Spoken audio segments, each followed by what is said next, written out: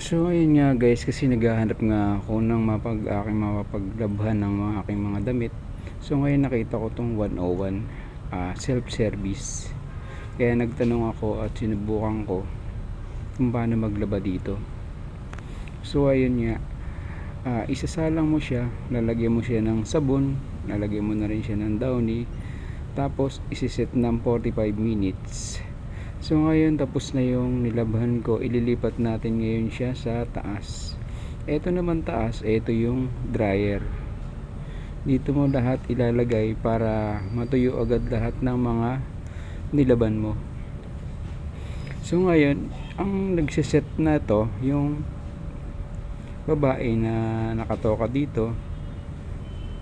Ako lang maglalagay ng mga sabon, ako maglalagay sa dryer, siya na lang magsiset up kung ilang minutes ang timer. So ngayon nalagay ko ng lahat.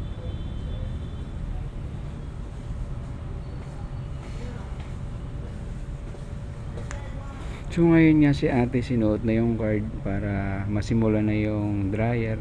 So ngayon pinindot na niya, nandun na yung timer minutes sa dryer. Kanina sa laba 45 minutes. So ngayon mag-aantay tayo. So ayan nga, tapos na mga tol. Ayan syempre kukuha tayo ng lagayan. Dito natin lahat ilalagay yung mga kukuhanin nating mga tuyo ng damit. So ngayon isa-isahin natin. So kanina habang umiikot tumutunog siya. Sabi ko baka may barya ako sa bulsa o may baryang nalaglag. So nakita ko 20 pesos. Kaya pala kanina ang ingay-ingay habang umiikot. So ngayon kukuhanin natin lahat ng nakalagay. Tapos syempre pagkakuha natin nito, nalagay lang natin siya dito sa lagayan. Tingnan natin kung wala na. Then sasara mo na siya. So ngayon lalagay natin siya dito sa lamesa. Syempre tayo na rin na magtitiklop. Ayan, tiklopin natin siyang isa-isa. Tingnan mo, mabango na. Kasi nilagyan ko kanina ng Downy. 2 Downy yung nilagay ko. Tsaka ang init niya So ngayon titiklopin natin tong isa-isa.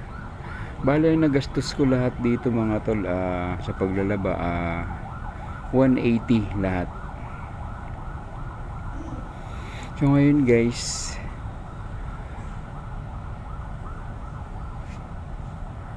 pwede na to. At least hindi tayo nag-antay ng mga ilang araw. Kasi 2 days talaga ang pag magpapalaba ka, pero pag self-service ikaw makukuha mo agad 1.5 and 30 seconds. Bye guys.